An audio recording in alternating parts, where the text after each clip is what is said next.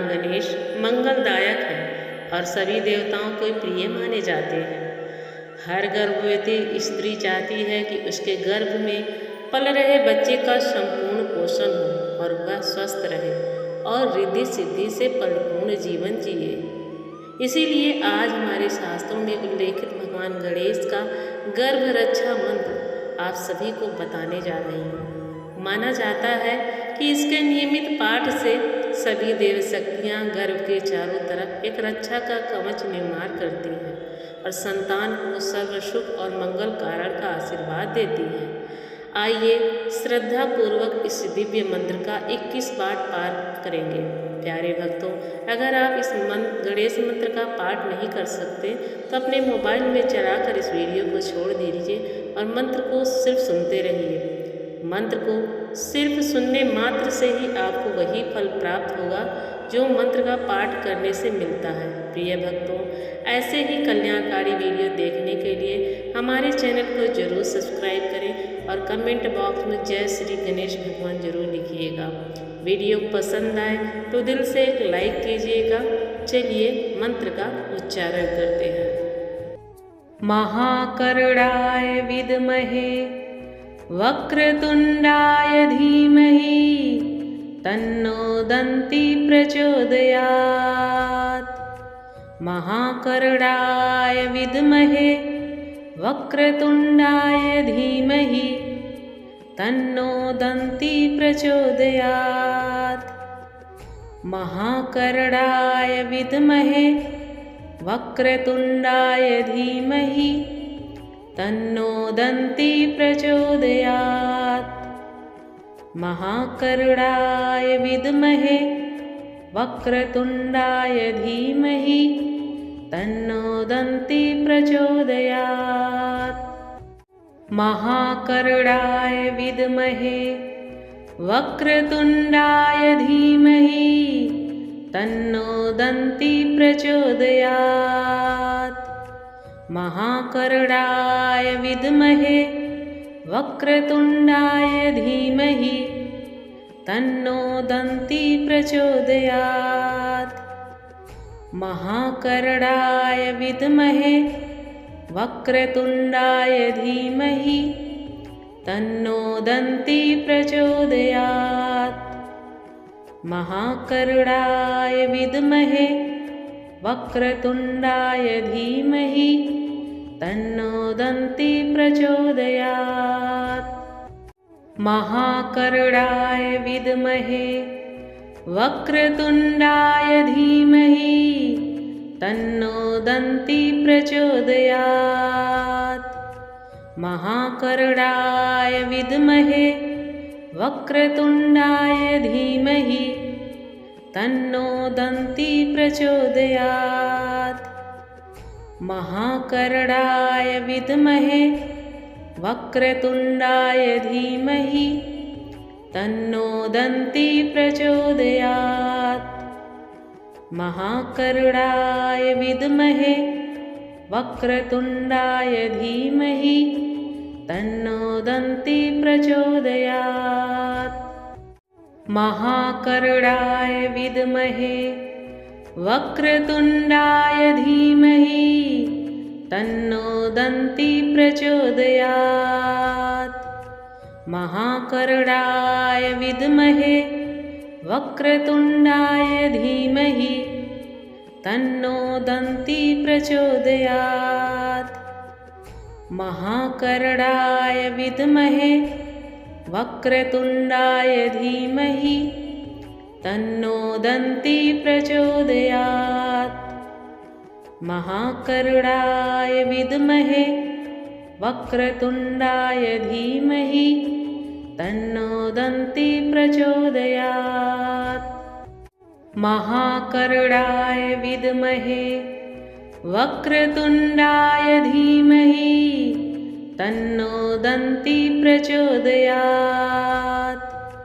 महाकरुणाय विद्महे वक्रतुंडाय धीमहि तन्नो दन्ति प्रचोदयात्। महाकरुणाय विद्महे वक्रतुंडाय धीमहि तन्नो दन्ती प्रचोदयात्। महाकरुणाय विद्महे वक्रतुण्डाय धीमहि तन्नो दन्ती प्रचोदयात्। महाकरुणाय विद्महे वक्रतुण्डाय धीमहि तन्नो दन्ती प्रचोदयात्। महाकरुणाय विद्महे वक्रतुण्डाय धीमहि तन्नो दन्ती प्रचोदयात्। महाकरुणाय विद्महे वक्रतुण्डाय धीमहि तन्नो दन्ती प्रचोदयात्।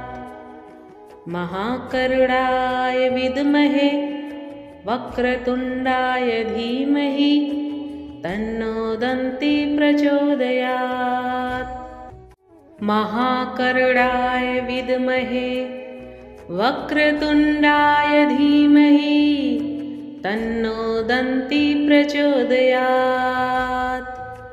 महाकरुणाय विद्महे वक्रतुण्डाय धीमहि तन्नो दन्ती प्रचोदयात्। महाकरुणाय विद्महे वक्रतुण्डाय धीमहि तन्नो दन्ती प्रचोदयात्। महाकरुणाय विद्महे वक्रतुण्डाय धीमहि तन्नो दन्ती प्रचोदयात्। महाकरुणाय विद्महे वक्रतुण्डाय धीमहि तन्नो दन्ती प्रचोदयात्। महाकरुणाय विद्महे वक्रतुण्डाय धीमहि तन्नो दन्ती प्रचोदयात्। महाकरुणाय विद्महे वक्रतुण्डाय धीमहि तन्नो दन्ती प्रचोदयात्। महाकरुणाय विद्महे वक्रतुण्डाय धीमहि तन्नो दन्ती प्रचोदयात्। महाकरुणाय विद्महे वक्रतुण्डाय धीमहि तन्नो दन्ती प्रचोदयात्। महाकरुणाय विद्महे वक्रतुण्डाय धीमहि तन्नो दन्ती प्रचोदयात्। महाकरुणाय विद्महे वक्रतुण्डाय धीमहि तन्नो दन्ती प्रचोदयात्। महाकरुणाय विद्महे वक्रतुण्डाय धीमहि तन्नो दन्ती प्रचोदयात्। महाकरुणाय विद्महे वक्रतुण्डाय धीमहि तन्नो दन्ती प्रचोदयात्। महाकरुणाय विद्महे वक्रतुण्डाय धीमहि तन्नो दन्ती प्रचोदयात्। महाकरुणाय विद्महे वक्रतुण्डाय धीमहि तन्नो दन्ती प्रचोदयात्।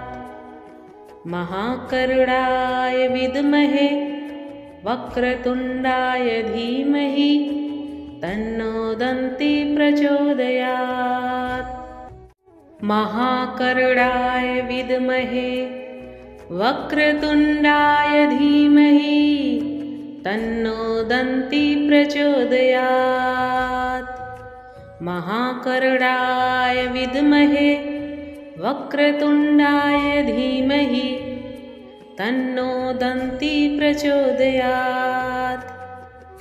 महाकरुणाय विद्महे वक्रतुण्डाय धीमहि तन्नो दन्ती प्रचोदयात्।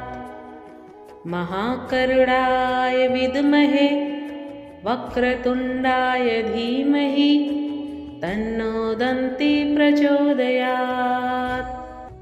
महाकर्णाय विद्महे वक्रतुण्डाय धीमहि तन्नो दन्ती प्रचोदयात्। महाकर्णाय विद्महे वक्रतुण्डाय धीमहि तन्नो दन्ती प्रचोदयात्। महाकर्णाय विद्महे वक्रतुण्डाय धीमहि तन्नो दन्ती प्रचोदयात्।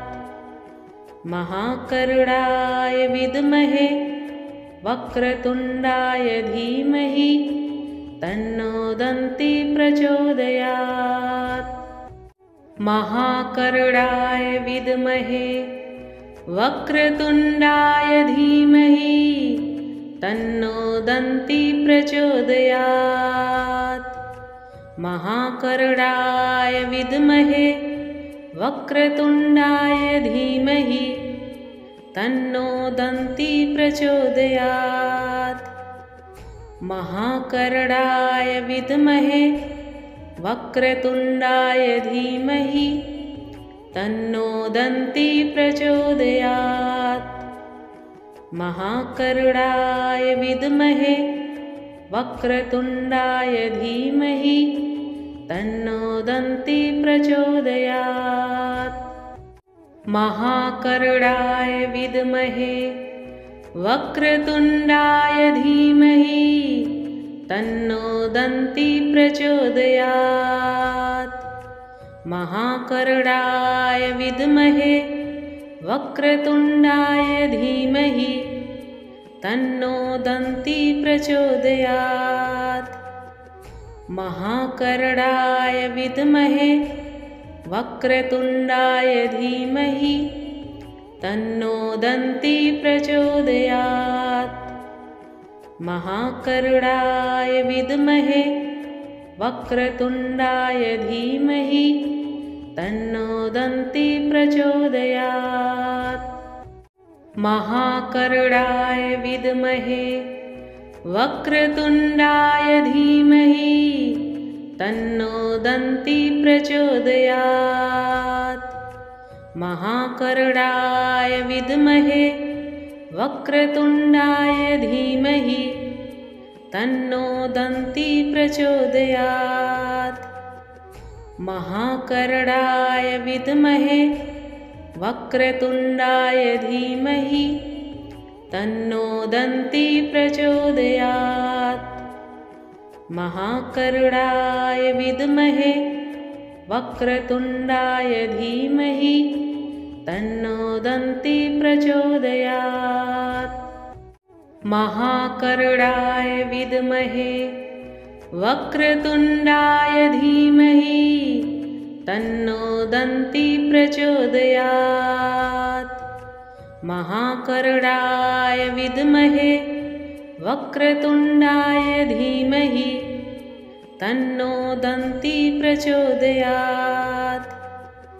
महाकर्णाय विद्महे वक्रतुण्डाय धीमहि तन्नो दन्ती प्रचोदयात्। महाकर्णाय विद्महे वक्रतुण्डाय धीमहि तन्नो दन्ती प्रचोदयात्। महाकर्णाय विद्महे वक्रतुण्डाय धीमहि तन्नो दन्ती प्रचोदयात्। महाकर्णाय विद्महे वक्रतुण्डाय धीमहि तन्नो दन्ती प्रचोदयात्। महाकर्णाय विद्महे वक्रतुण्डाय धीमहि तन्नो दन्ती प्रचोदयात्।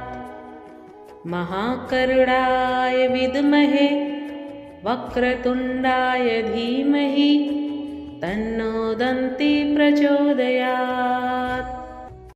महाकर्णाय विद्महे वक्रतुण्डाय धीमहि तन्नो दन्ती प्रचोदयात्। महाकर्णाय विद्महे वक्रतुण्डाय धीमहि तन्नो दन्ती प्रचोदयात्।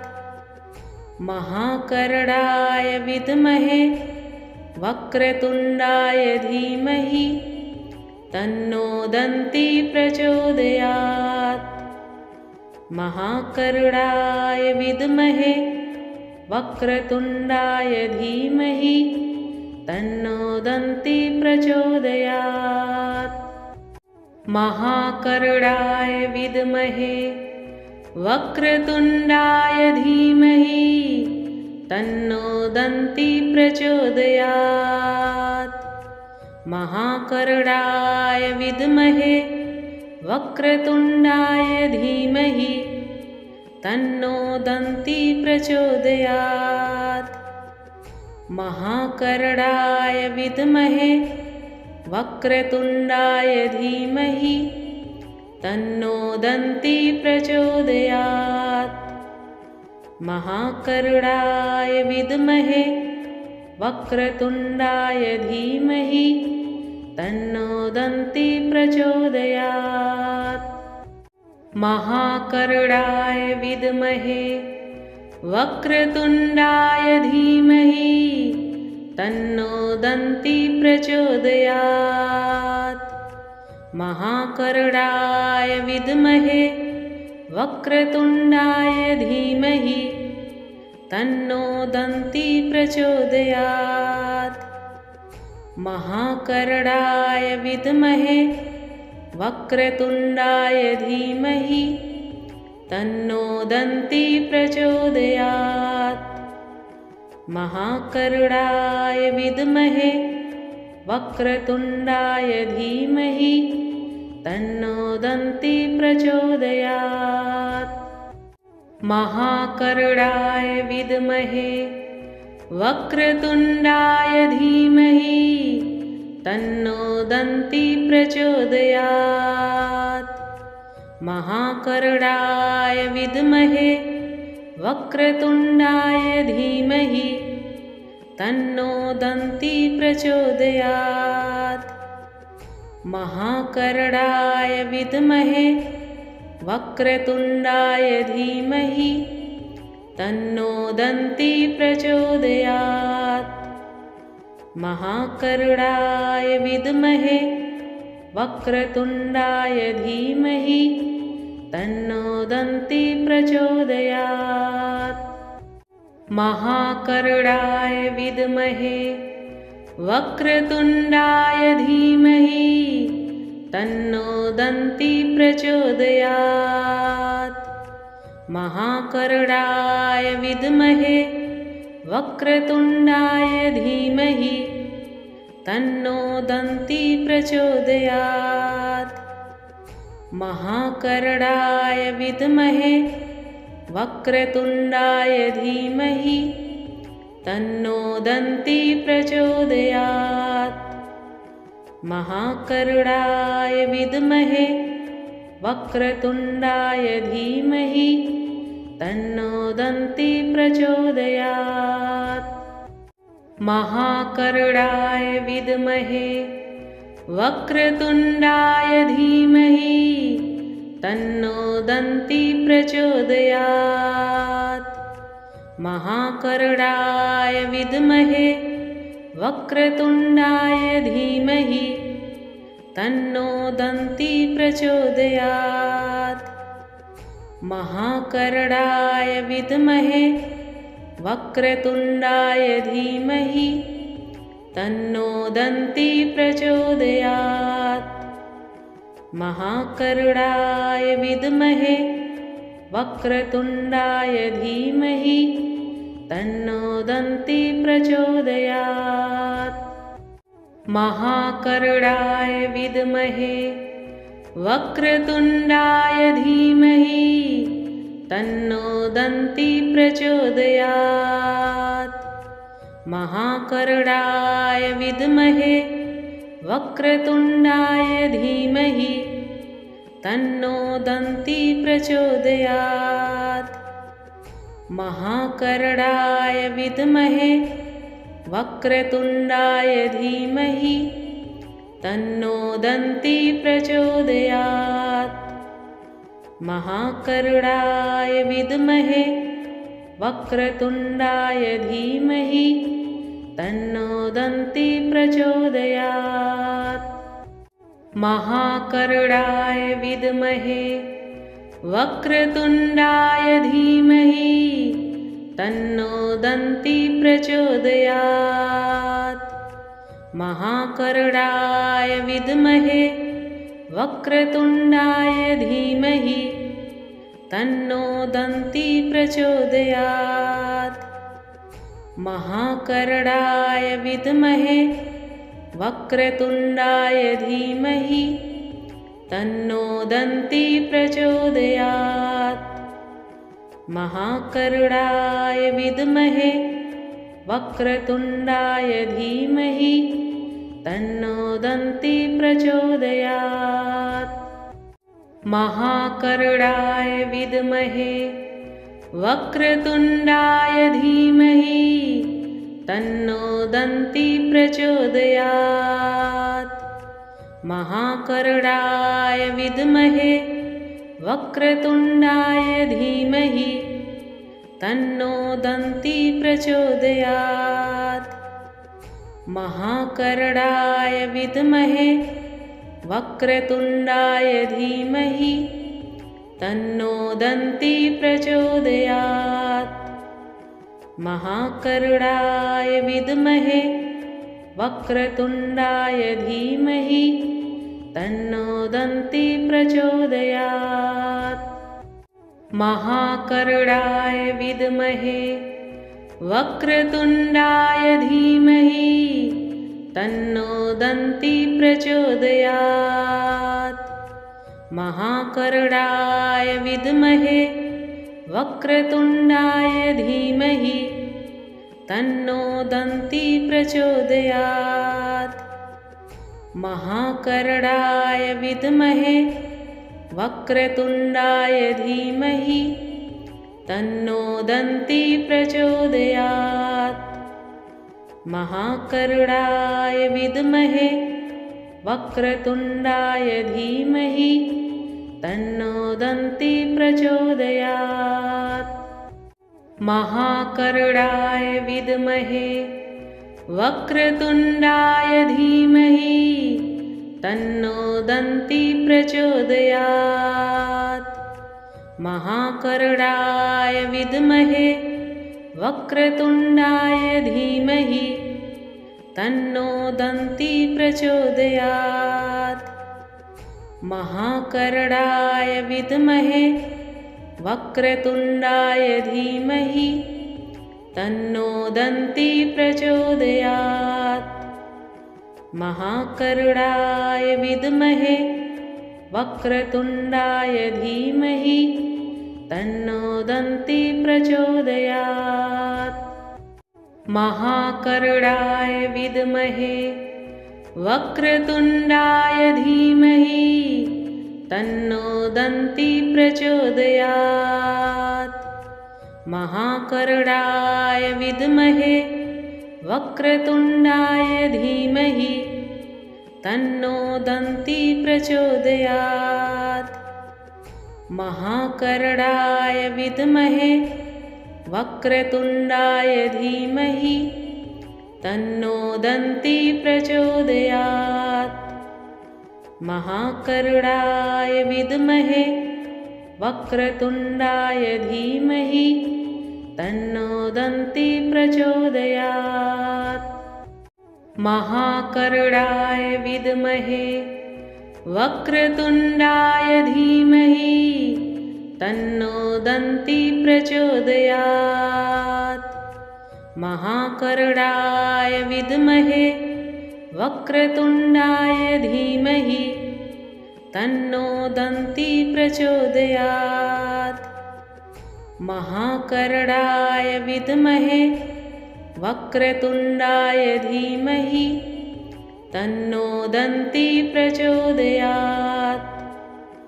महाकरुणाय विद्महे वक्रतुण्डाय धीमहि तन्नो दन्ती प्रचोदयात्।